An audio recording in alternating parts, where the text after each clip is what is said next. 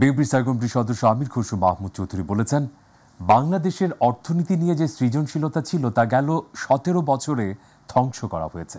তিনি বলেন, বাবুশাকে রাজনীতির বাইরে রাখতে হবে, ফ্যাসিস্ট মুক্ত করতে হবে।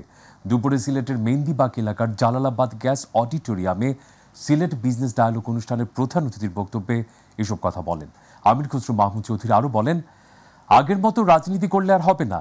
বাংলাদেশের মানুষের মন মানসিকতা পরিবর্তন হয়েছে। ক্ষমতায় আসলে মাসে 1 লাখ মানুষের কর্মসংস্থান করার কার্যক্রম হাতে নেওয়া হবে বলেও জানান এই বিএনপি নেতা।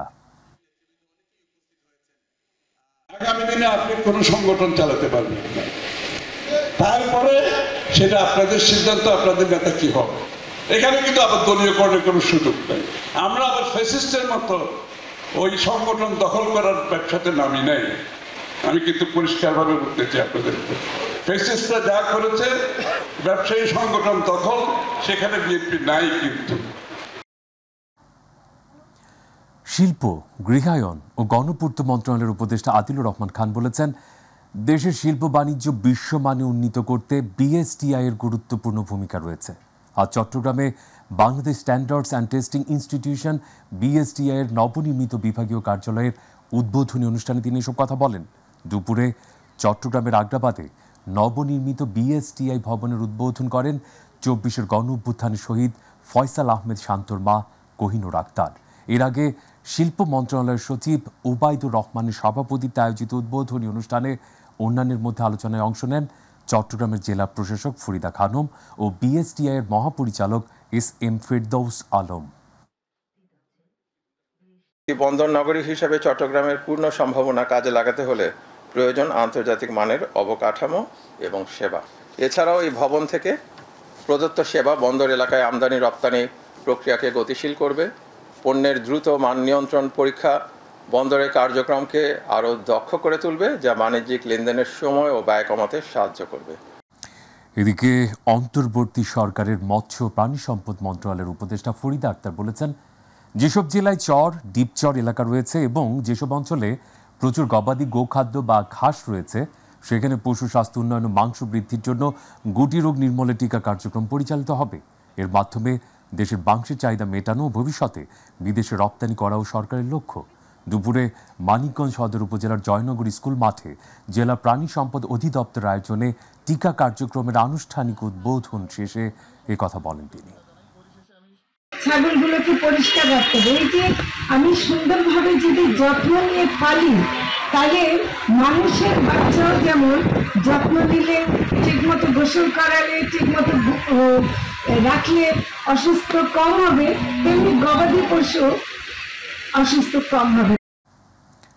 চট্টগ্রাম বন্দরে কাস্টমস কর্মকর্তা কর্মচারীদের শাটডাউন কর্মসূচির প্রথম দিনে আমদানি রপ্তানি কার্যক্রমে অচলাবস্থা দেখা দিয়েছে।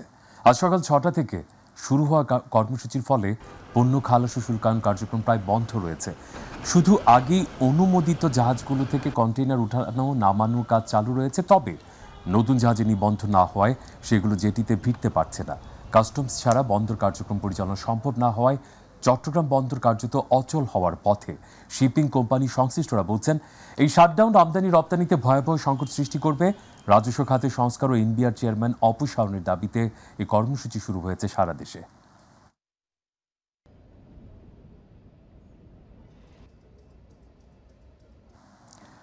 মশক নিধনে বিশেষ ক্রাশ প্রোগ্রাম চালু করেছে চট্টগ্রাম সিটি কর্পোরেশন।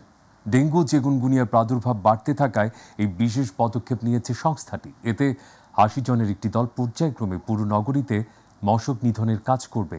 দুপুরে চট্টগ্রাম মেডিকেল কলেজ হাসপাতাল প্রাঙ্গণ, কাতালগঞ্জ ও পাঁচলাইশ এলাকায় এ কার্যক্রমের উদ্বোধন করা হয়। এই বিশেষ প্রোগ্রাম আগামী নভেম্বর পর্যন্ত চলবে। এর পাশাপাশি মশক নিধনের নিয়মিত যে কার্যক্রম, সেটিতে 260 জনের বেশি জনবল নিয়ে রুটিন কার্যক্রম পরিচালনা করবে। ঔষধ ছিটানোর পাশাপাশি লিফলেট বিতরণ ও জনসচেতনতা বৃদ্ধির জন্য 5টি সিএনজি অটোরিকশায় পুরো শহরে মাইকিং করার উদ্যোগও নেওয়া হয়েছে। তো ডেঙ্গু চিকুনগুনিয়া আপনারা জানেন, এগুলো হচ্ছে আপনার ভাইরাল রোগ। ইভেন ওমিক্রন কোভিড যেটা, সেটাও ভাইরাল ডিজিজ। তো আমাদের এই মশক নিধনের জন্য আমাদের আসলে ক্র্যাশ প্রোগ্রাম এবং পরিচ্ছন্ন অভিযান 2025-এর আজকের এই অনুষ্ঠানটিতে আসলে আমি মনে করছি যে সবাইকে এটাতে ইনভলভ হতে হবে। এটা শুধুমাত্র আমরা মনে করছি না যে শুধু আমরা ডাক্তাররা যারা আছি, আমরা মেডিকেল স্টাফরা যারা আছি শুধু এটাতে থাকবে। সাধারণ মানুষকে সেটা গণসচেতনতার আওতায় এনে তাদেরকে এই প্রোগ্রামগুলোতে সক্রিয়ভাবে অংশগ্রহণ করতে হবে। এবারে করোনা পরিস্থিতি। করোনায় আক্রান্ত হয়ে চট্টগ্রাম জেনারেল হাসপাতালে চিকিৎসাধীন অবস্থায় সালেহা বেগম নামের একজনের মৃত্যু হয়েছে। করোনা আক্রান্ত হওয়ার আগে তিনি হৃদরোগ সহ বিভিন্ন জটিলতায় ভুগছিলেন। আজ সিভিল সার্জন কার্যালয় থেকে পাঠানো প্রতিবেদনে বলা হয়, চট্টগ্রামে 24 ঘন্টায় নতুন করে আরও 6 করোনা রোগীর আক্রান্ত হয়েছে। এর মধ্যে 4 জন নগরীর এবং 2 জন উপজেলার বাসিন্দা। চট্টগ্রামে করোনা এই মাসে মৃত্যু হয়েছে 7 জনের। মোট করোনা শনাক্ত হয়েছে 130 জনের। সুনামগঞ্জের বিশ্বম্ভরপুর সীমান্ত এলাকায় অভিযান চালিয়ে 55,39,000 টাকা মূল্যের বিপুল পরিমাণ ভারতীয় ফুচকা জব্দ করেছে বিজিবি। ভোররাতে উপজেলার রাজাপাড়া এলাকা থেকে এসব অবৈধ পণ্য জব্দ করা হয়। পরে এক সংবাদ বিজ্ঞপ্তির মাধ্যমে বিষয়টি নিশ্চিত করেছেন সুনামগঞ্জ 28 বিজিবির অধিনায়ক lieutenant colonel AKM Zakaria Kadir. তিনি জানান, গোপন সংবাদের ভিত্তিতে চীনাকান্দি বিওপি কর্তৃক অভিযান চালিয়ে 6,156 কেজি ভারতীয় ফুচকা সহ একটি ট্রাক জব্দ করা হয়েছে, যার আনুমানিক সিজার মূল্য প্রায় 55,39,000 টাকা।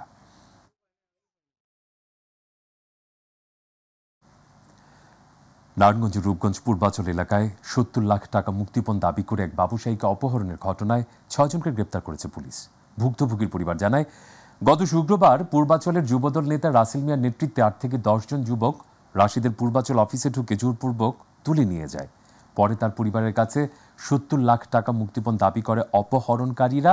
এই ঘটনায় সন্ধ্যায় অপহরণকারী চক্রের সদস্য রাসেল মিয়া, সাব্বির হোসেন, রনি ও মাক্কু ও শান্ত সহ 6 সদস্যকে গ্রেপ্তার করে পুলিশ। পরে উদ্ধার করা হয় অপহৃত ব্যবসায়ীকে।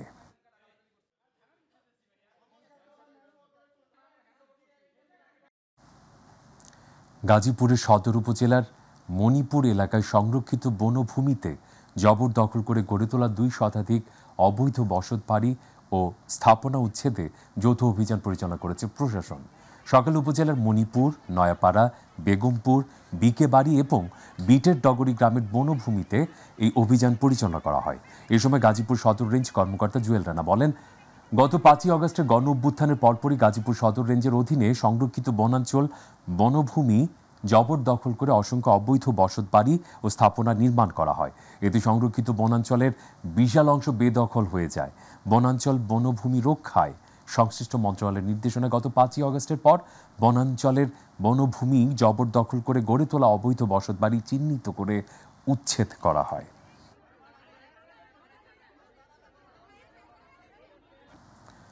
বিএনপির জাতীয় নির্বাহী কমিটির ভাইস চেয়ারম্যান এবং বরিশাল বিভাগীয় দলনেতা আব্দুল আউল মিন্টু বলেছেন, অন্য দলের সাথে বিএনপির নেতাকর্মীদের তুলনা করে লাভ নেই। অন্যদের প্রার্থী খুঁজতে হয় আর বিএনপির প্রার্থী বাছাই করতে হয়। বরিশাল নগরীর অশ্বিনী কুমার হলে বিএনপির সদস্য ফর্ম বিতরণ ও সদস্য নবায়ন কর্মসূচির শুভ উদ্বোধন অনুষ্ঠানে সাংবাদিকদের প্রশ্নের জবাবে এসব কথা বলেন তিনি। কেন্দ্রীয় বিএনপির বিভাগীয় সাংগঠনিক সম্পাদক আকুন কুদ্দুসুর রহমানের সভাপতিত্বে দলের জাতীয় নির্বাহী কমিটির একাধিক সদস্য ও বরিশাল জেলা মহানগর সহ সকল জেলার প্রতিনিধিরা এ সময় উপস্থিত ছিলেন। কমিটি এখন সম্মেলনের মাধ্যমে হচ্ছে, ওয়ার্ডও সম্মেলনের মাধ্যমে, ইউনিয়নও সম্মেলনের মাধ্যমে, মহানগরের ওয়ার্ড মহানগর সম্মেলনের মাধ্যমে হবে। তো আমি আশা করি যে প্রশ্ন আপনাদের মনে আগামী 2 মাসের ভিতরে ইনশাল্লাহ সম্মেলনের মাধ্যমে আমরা নির্বাচিত কমিটি করতে সক্ষম হব ইনশাল্লাহ। রংপুর মহানগরের গুরুত্বপূর্ণ সড়ক জাহাজ কোম্পানি মোড় থেকে 7 মাথা পর্যন্ত প্রায় 3 কিলোমিটার রাস্তায় সৃষ্টি হয়েছে অসংখ্য ছোট বড় গর্ত। দীর্ঘদিন সংস্কার না করায় সড়কটির এমন বেহাল অবস্থা হয়েছে বলে জানিয়েছেন স্থানীয় বাসিন্দারা। প্রতিদিন এই রাস্তা দিয়ে চলাচল করতে গিয়ে সাধারণ মানুষ যেমন আহত হচ্ছেন, তেমনি যানবাহনের যন্ত্রাংশ বিকল হচ্ছে। রংপুর থেকে বিস্তারিত জানাচ্ছেন মাহমুদুল হাসান। রংপুর সিটি কর্পোরেশনের জাহাজ কোম্পানি মোড় থেকে 7 মাথা পর্যন্ত 3 কিলোমিটার সড়কটি সংস্কারের প্রতিশ্রুতি বারবার শোনা গেলেও বাস্তব চিত্রে নেই কোনো পরিবর্তন। নগরীর গুরুত্বপূর্ণ রাস্তাটি খানাখন্দে বেহাল অবস্থা হওয়ায় চরম দুর্ভোগে নগরবাসী। কোথাও উঠে গেছে পিচ, আবার কোথাও তৈরি হয়েছে গর্তের উপরে গর্ত। এমন বেহাল দশায় চরম দুর্ভোগে পড়েছে সাধারণ মানুষ। অনেক ভাঙা, এই রাস্তায় গেলে আমাদের অনেক কষ্ট হয়, যাত্রীর অনেক সমস্যা হয়। এই রাস্তা চলাচল করতে আমাদের নিজেরও সমস্যা, যাত্রীর সমস্যা, গাড়িরও সমস্যা। রাস্তাঘাটে মানুষের অসুবিধা চলাচল। নগরীর প্রাণকেন্দ্রে এমন সড়কে ভোগান্তি দিন দিন বেড়েই চলছে। এখন প্রয়োজন দ্রুত সংস্কার ও সঠিক পদক্ষেপ।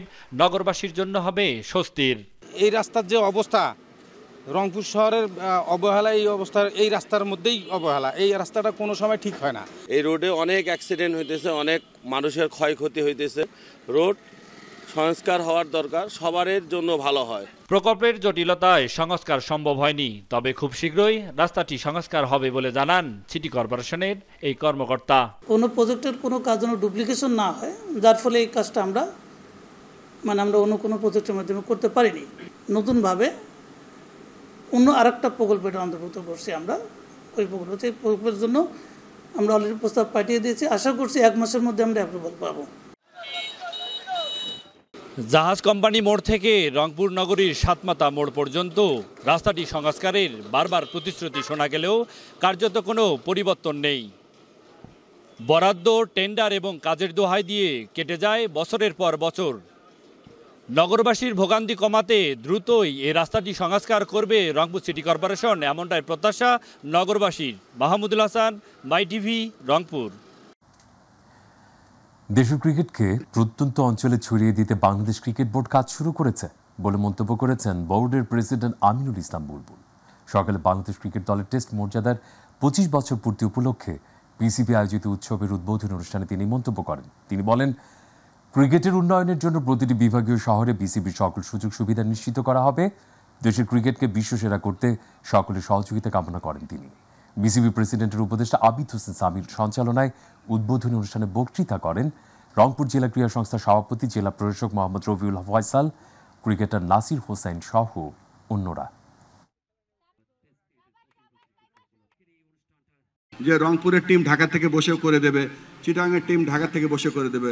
এখানে একটা বিসিবি থাকবে, এখানকার সিলেকশন কমিটি থাকবে, এখানকার এজ গ্রুপ টিম থাকবে, এখানে ছেলেদের এবং মেয়েদের জাতীয় দল থাকবে, রংপুরের জাতীয় দল থাকবে যারা বাংলাদেশের চ্যাম্পিয়ন হবে। রংপুর থেকে বাস ভরে ভরে মানুষ রাজশাহীতে খেলতে যাবে, খেলা দেখতে যাবে। আমরা চাচ্ছি যে একটা লোকাল ক্রেজ, যেটা নাকি আপনারা ট্রু সাপোর্টার হবেন, রংপুরের সাপোর্টার হবেন, যে রংপুরের সাপোর্টার, রংপুরের টিম যেখানে খেলতে যাবে আপনারা রংপুরকে ফলো করবেন, অবশ্যই সাথে সাথে বাংলাদেশকে ফলো করবেন। রাত হলেই সিরাজগঞ্জের তারাস উপজেলার রানীরহাট বেরখালী সড়কটি চলে যায় ডাকাতদের দখলে। সন্ধ্যার পর থেকেই আনাগোনা বেড়ে যায় ডাকাতদের। গত 5ই আগস্টের পর থেকে প্রতিনিয়তই ঘটছে ডাকাতির ঘটনা, যদিও ব্যবস্থা নেওয়ার আশ্বাস প্রশাসনের। প্রতিনিধি সনাতন দাসের প্রতিবেদন তুলে ধরছেন শামস তাবরিজ উচ্ছ্বাস। সিরাজগঞ্জের তারাসের রানীরহাট বেরখালী আঞ্চলিক সড়ক। রাত নামলেই ডাকাত আতঙ্ক, হামলা ও লুটপাটের শিকার হচ্ছেন এই সড়কে চলাচল করা যাত্রী ও চালকেরা। তারাসের সাথে বগুড়ার শেরপুর উপজেলা, নাটোরের সিংড়া উপজেলার একমাত্র যোগাযোগের মাধ্যম আঞ্চলিক এই সড়কটি। স্থানীয়রা বলছে, যুগের পর যুগ ধরে এই সড়কে ডাকাতির ঘটনা ঘটলেও গত 5 আগস্টের পর 11 মাসে ঘটেছে রেকর্ড পরিমাণ ডাকাতির ঘটনা, যে কারণে সন্ধ্যার পর আর কোনো মানুষ বা যানবাহন এই সড়কে চলাচল করতে চায় না। জায়গাটা ফাঁকা, আশেপাশে কোনো গ্রাম নাই, না থাকার এই ডাকাতিগুলো হচ্ছে। যুগের মধ্যে সবচেয়ে বিপজ্জনক জায়গা এটা। গাছ কাটা ফালা দিয়ে মানুষের আটকায়, তারপর তাদের কাছ থেকে ছিনিয়ে নেয় সবকিছু। সন্ধ্যার পরে বৃষ্টি টিষ্টি হলে বা না হলেও রাস্তার গাছ কাটা ফালা ডাকাতি করে। ডাকাতি রোধে আইন শৃঙ্খলা বাহিনীর পদক্ষেপ নিয়ে ক্ষুব্ধ স্থানীয়রা। তাদের দাবি, কবে নিরাপদ হবে সড়ক, কমবে ডাকাত আতঙ্ক। এখানে ছিনতাই ডাকাতি হয়, এ পর্যন্ত দেখলাম না যে এখানে একটা আসামি আজ পর্যন্ত ধরা পড়ল। এই ঘটনা রেগুলার যদি ঘটতে থাকে, আইন শৃঙ্খলা পরিস্থিতির যদি এইভাবে অবনতি ঘটতে থাকে, ডাকাতি হয়, মানুষ তো ভয় পাবে, মানুষ স্বাচ্ছন্দ্যে যাতায়াত করতে পারবে কিনা। পুলিশ বলছে, সড়কটির দুপাশ নির্জন, তাই পরিচ্ছন্নতা, পর্যাপ্ত আলোর ব্যবস্থা সহ যাত্রী ছাউনি ও অস্থায়ী পুলিশ ক্যাম্প হলেই কমবে ডাকাতি। অন্যদিকে ডাকাতি রোধে কার্যকরী পদক্ষেপ নেওয়ার কথা জানিয়েছে উপজেলা নির্বাহী কর্মকর্তা। এখানে পর্যাপ্ত আলো এবং বিশেষ করে একটা ছাউনির ব্যবস্থা করলেই হয়তোবা এলাকার জনগণের চলাচলের জন্য অনেকটা নিরাপদ এবং সহায়ক হবে। এখানে লাইটের পরিমাণ বৃদ্ধি করতে পারি, পুলিশ টহল বৃদ্ধি করতে পারি, তাহলে দেখা যাবে, আশা করি সময়ের সাথে সাথে সমস্যাটা অনেকটা নিরসন হয়ে আসবে। পুলিশের হিসেবে গত 11 মাসে এই সড়কে 1.5 শতাধিক ডাকাতির ঘটনা ঘটেছে। শামস তাবরিজ উচ্ছ্বাস, মাই টিভি নিউজ ডেস্ক। আমাদের কৃষি।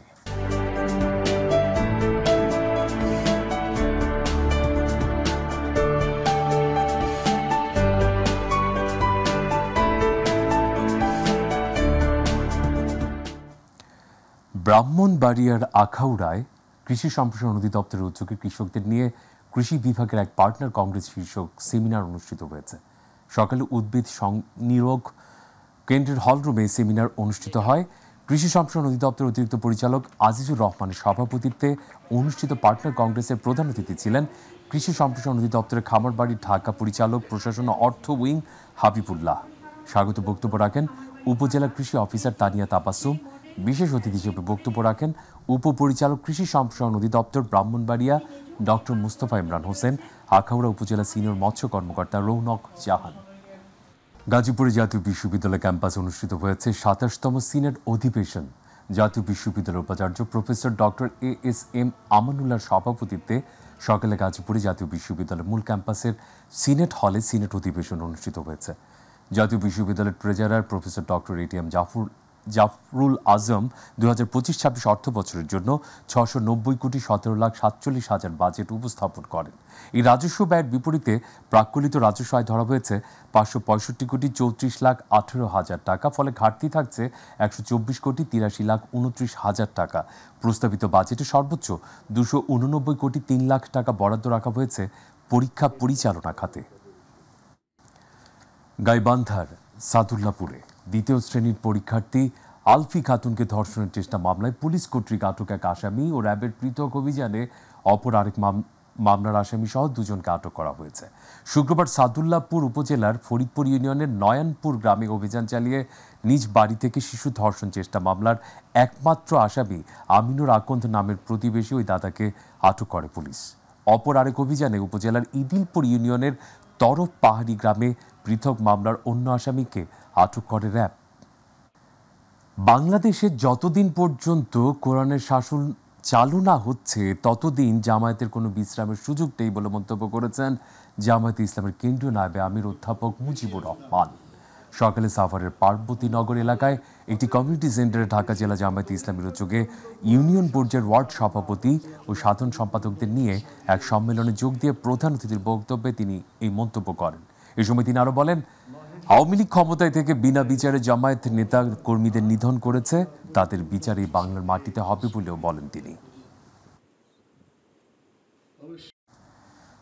বিএনপির ভারপ্রাপ্ত চেয়ারম্যান তারেক রহমান প্রণীত রাষ্ট্র মেরামতের 31 দফা ও জনসম্পৃক্তি শীর্ষ কর্মশালা গাজীপুরের কাপাসিয়ায় অনুষ্ঠিত হয়েছে। দুপুরে কর্মশালার প্রধান অতিথি ছিলেন গাজীপুর জেলা বিএনপির যুগ্ম আহ্বায়ক শাহ রিয়াজুল হান্নান। কর্মশালায় মূল প্রবন্ধ উপস্থাপন ও দিক নির্দেশনা দেন 31 দফা শীর্ষ কর্মশালার প্রধান সমন্বয়কারী মাজারুল হক। সভাপতিত্ব করেন কাপাসিয়া উপজেলা বিএনপির সিনিয়র সদস্য FM মমতাজ উদ্দিন রেনু।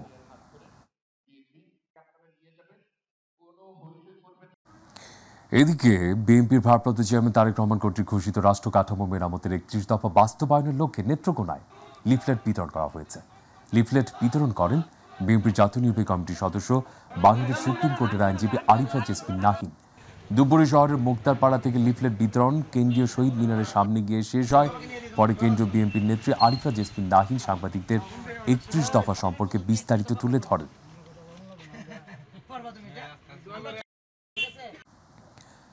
জাতীয় নাগরিক পার্টি এনসিপির যশোর জেলা শাখায় নতুন 150 সদস্যকে ফুল দিয়ে বরণ ও বর্ণাঢ্য আয়োজনে যোগদান অনুষ্ঠান অনুষ্ঠিত হয়েছে। শুক্রবার যশোর জেলা প্রেস ক্লাবে হলরুমে জাতীয় নাগরিক পার্টি এনসিপি যশোর জেলা শাখার আয়োজনে অনুষ্ঠানের প্রধান অতিথি ছিলেন এনসিপির কেন্দ্রীয় সংগঠক সাকিব শাহরিয়ার। এছাড়া উপস্থিত ছিলেন এনসিপির কেন্দ্রীয় সদস্য ইয়াহিয়া জিসান, যশোর জেলার প্রধান সংগঠক নুরুজ্জামান, জেলা সংগঠক জনাব বোরহান উদ্দিন।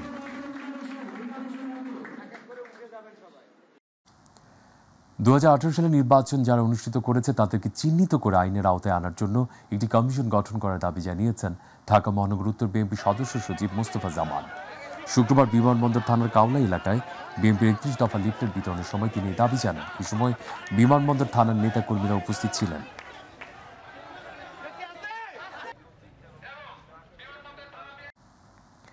গাজীপুরের কাপাসিয়ায় জামায়াতে ইসলামের কর্মী ও সহযোগী সদস্য সম্মেলন অনুষ্ঠিত হয়েছে।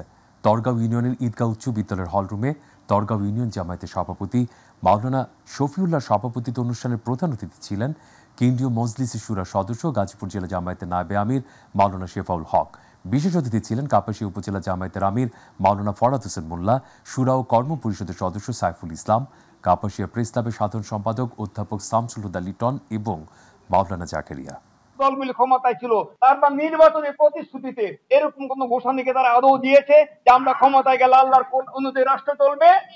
যদি না দিয়ে থাকে বোঝা গেল তাদের অনুসরণ করলে, তাদেরকে ভোট দিলে আমরা জান্নাতে যেতে পারবো না।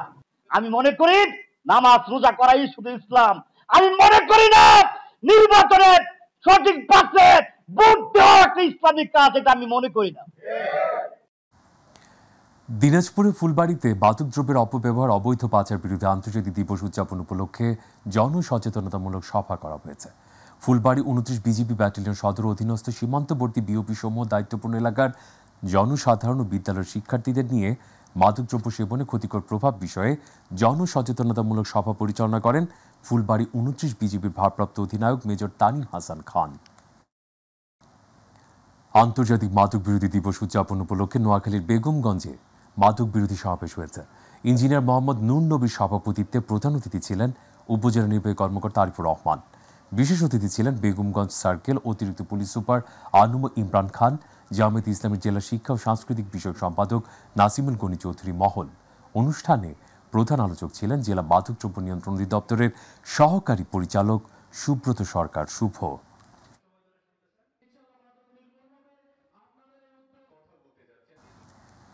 হবিগঞ্জে টেকসই উন্নয়ন, অভিষ্ট অর্জন ও নৈতিক শিক্ষার প্রসারে মন্দির ভিত্তিক শিশু গণশিক্ষা কার্যক্রমের ভূমিকার শীর্ষক জেলা কর্মশালা হয়েছে। সকালে জেলা মন্দির ভিত্তিক শিশু গণশিক্ষা কার্যক্রম প্রকল্পের আয়োজনে দিনব্যাপী কর্মশালার আয়োজন করা হয়। অনুষ্ঠানের প্রধান অতিথি হিসেবে কর্মশালার উদ্বোধন করেন জেলা পরিষদের প্রধান নির্বাহী কর্মকর্তা নুরুল ইসলাম। অতিরিক্ত জেলা প্রশাসক অমিত চক্রবর্তীর সভাপতিত্বে আয়োজিত কর্মশালায় বিশেষ অতিথি ছিলেন হবিগঞ্জ সদর উপজেলা নির্বাহী কর্মকর্তা রঞ্জন চন্দ্র দে, সদর মডেল থানার ওসি জাহাঙ্গীর রহমান, শঙ্কর পাল, অ্যাডভোকেট অহিন্দ্র কুমার দত্ত চৌধুরী, স্বরাজ রঞ্জন বিশ্বাস।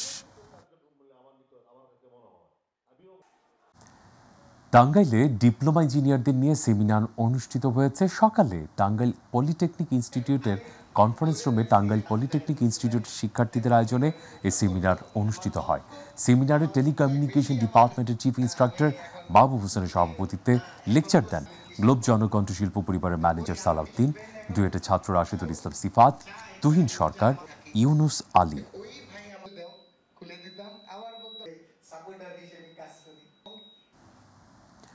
বাংলাদেশের জলবায়ু ঝুঁকিপূর্ণ এলাকায় জেন্ডার দায়বদ্ধ জলবায়ু ন্যায় বিচার কর্মসূচি বাস্তবায়ন নিয়ে কাজ শুরু করেছে পারায়ণ প্রকল্প। খেয়ালি গ্রুপ থিয়েটার মিলনায়তনের প্রকল্পের স্টেক হোল্ডারদের সাথে জেলা ইন্ডাকশন কর্মশালা অনুষ্ঠিত হয়।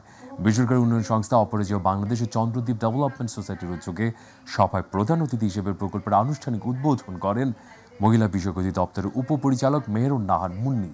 চন্দ্রদ্বীপ ডেভেলপমেন্ট সোসাইটির নির্বাহী পরিচালক জনাব জাহানারা বেগম স্বপ্নার সভাপতিত্বে অনুষ্ঠানে বক্তব্য রাখেন ব্লাস্ট কোঅর্ডিনেটর শাহিদা তালুকদার, প্রকল্পের এরিয়া ম্যানেজার আবু সুফিয়ান শেখ। ব্রাহ্মণবাড়িয়ায় সাম্রাজ্যবাদ বিরোধী দেশপ্রেমী জনগণের ব্যানারে বন্দর বাঁচাতে করিডর ঠেকাতে 27-28 জুন ঢাকা চট্টগ্রাম রোড মার্চের সমর্থনে সংহতি সমাবেশ ও বিক্ষোভ মিছিল অনুষ্ঠিত হয়েছে। সকালে ব্রাহ্মণবাড়িয়া প্রেস ক্লাবের সামনে অ্যাডভোকেট আব্দুল নূরের সভাপতিত্বে আয়োজিত সমাবেশে বক্তব্য রাখেন অ্যাডভোকেট নাসির মিয়া, জহিরুল ইসলাম স্বপন, জাফর আহমেদ আকসির, সাজিদুল ইসলাম, বীর মুক্তিযোদ্ধা মতিলাল বণিক, শাহ আলম পালোয়ান, আসমা খানম, লাকি সরকার, ফাহিম মুনতাসির, ওমর ফারুক সহ আরও অনেকে।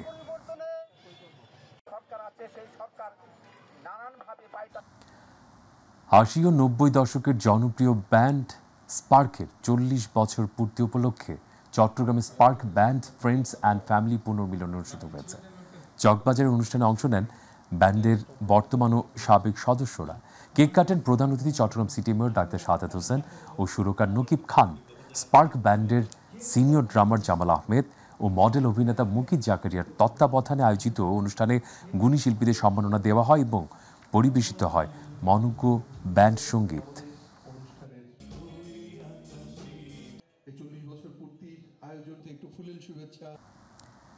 বরিশালের মোলাদিতে ভূমিদস্যুদের হাত থেকে পুরাতন 100 বছরের বাড়িঘর রক্ষার দাবিতে মানববন্ধন হয়েছে।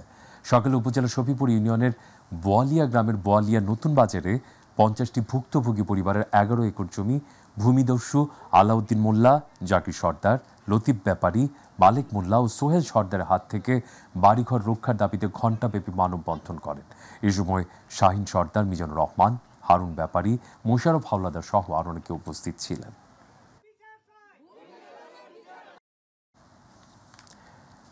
চাঁদপুরের শাহরাস্তি উপজেলা পৌরসভার উন্নয়নের ধারা অব্যাহত রাখতে উপজেলা নির্বাহী কর্মকর্তা নিগার সুলতানার বদলি আদেশ প্রত্যাহারের দাবিতে মানববন্ধন করেছে স্থানীয়রা। শুক্রবার উপজেলার দোয়াভাঙ্গা গেট চাঁদপুর কুমিল্লা আঞ্চলিক সড়কের পাশে আয়োজিত মানববন্ধনে অংশগ্রহণ করে 2 শতাধিক সাধারণ মানুষ। মানববন্ধনে বক্তব্য রাখেন উপজেলার সচেতন নাগরিকের পক্ষে ইকবাল হোসেন প্রিন্স, আফজাল হোসেন, একরামুল হক, শফিকুল ইসলাম। দিনাজপুরের পার্বতীপুরে চণ্ডীপুর ইউনিয়নের হাবড়া গোয়ালপাড়া গ্রামে এক ইউপি সদস্যের বিরুদ্ধে বাড়ির চলাচলের একমাত্র রাস্তা বন্ধ করে দেওয়ার ঘটনায় প্রতিকার ও জড়িতদের বিচারের দাবিতে মানববন্ধন হয়েছে। ভুক্তভোগী পরিবারের উদ্যোগে চণ্ডীপুর ইউনিয়নের ঘটনাস্থলে দুপুরে এ মানববন্ধনের আয়োজন করা হয়। এ সময় শ্রী কমলাকান্ত রায়, সীতানাথ চন্দ্র রায়, শোভা রানী রায়, ভানুমতি রায় সহ ভুক্তভোগী পরিবারের সদস্যরাও উপস্থিত ছিলেন। অবৈধ বালু ও পাথর বন্ধের দাবিতে নদী কর্মসূচি মানববন্ধন করেছে গোয়াইনঘাটবাসী। নদী ও পরিবেশ বাঁচাও আন্দোলনের আহ্বায়কের আজমল হোসেনের সভাপতিত্বে বক্তব্য রাখেন বিশিষ্ট সমাজসেবক কামরুল ইসলাম। মানববন্ধনে আরও বক্তব্য রাখেন ইকবাল হোসেন শিয়াব সহ আরও এলাকার নেতৃবৃন্দ। এ সময় বক্তারা বলেন, সিলেটের গোয়াইনঘাট লেঙ্গুরা এক বালু মহাল, সারি এক বালু মহাল ইজারা এনে ইজারার আওতা থেকে বালু উত্তোলন না করে বালু উত্তোলন করছেন নাইন্দা, তিতকুল্লি ও বাংলাবাজার বালির হাওর থেকে। ভবিষ্যতে এভাবে বালু উত্তোলন করতে থাকেন তাহলে কৃষি জমি নষ্ট হয়ে খাবারের সংকট দেখা দিবে।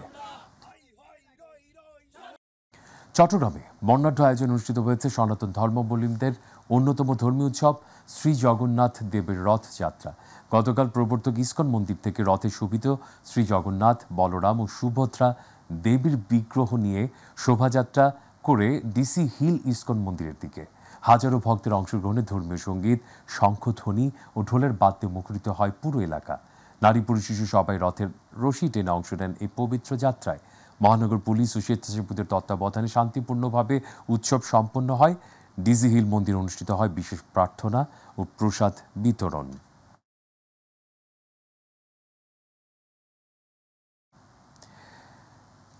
লক্ষ্মীপুরে আনন্দ, উচ্ছ্বাস ও ধর্মীয় ভাবগাম্ভীর্যের মধ্য দিয়ে উদযাপিত হয়েছে সনাতন ধর্মাবলম্বীদের অন্যতম ধর্মীয় উৎসব শ্রী শ্রী জগন্নাথ দেবের রথযাত্রা মহোৎসব। শুক্রবার শহরের শ্যামসুন্দর জিওর আখড়াল শ্রী শ্রী পরম ঈশ্বর শ্রীকৃষ্ণ চৈতন্য মহাপ্রভুর মন্দির থেকে রথ সহ বর্ণাঢ্য শোভাযাত্রা শুরু হয়। শোভাযাত্রাটি শহরের প্রধান সড়ক প্রদক্ষিণ করে। এই সময় জেলা পুলিশ সুপার আক্তার হোসেন, লক্ষ্মীপুর পৌর প্রশাসক জসিমউদ্দিন, অতিরিক্ত জেলা প্রশাসক সম্রাট খিসা, পরম ঈশ্বর শ্রীকৃষ্ণ চৈতন্য মহাপ্রভুর মন্দিরের অধ্যক্ষ সহাবেশ বলরাম গোপাল দাস ব্রহ্মচারী, লক্ষ্মীপুর শহর জামায়াতের আমির আবুল ফারা নিশান উপস্থিত ছিলেন। মৌলভীবাজার জুড়িতে বর্ণাঢ্য আয়োজনের মধ্য দিয়ে পালিত হয়েছে সনাতন ধর্মাবলম্বীদের অন্যতম ধর্মীয় অনুষ্ঠান জগন্নাথ দেবের রথযাত্রা উৎসব। শুক্রবার রথযাত্রা উৎসব উপলক্ষে ধর্মীয় শোভাযাত্রা হয়েছে উপজেলার বিভিন্ন স্থানে। বিকেলে শ্রী শ্রী রাধা মাধব সেবাশ্রম মন্দিরের সামনে থেকে রথযাত্রাটি বের হয়। এতে অংশ নেন সনাতন ধর্মাবলম্বীদের হাজারো নারী পুরুষ। রথযাত্রা উদ্বোধন করেন উপজেলা নির্বাহী অফিসার বাবলু সূত্রধর। বিভিন্ন মাঙ্গলিক আনুষ্ঠানিকতার মধ্য দিয়ে শুরু করা হয় এবং রথযাত্রা শেষে মহাপ্রসাদ বিতরণ করা হয়।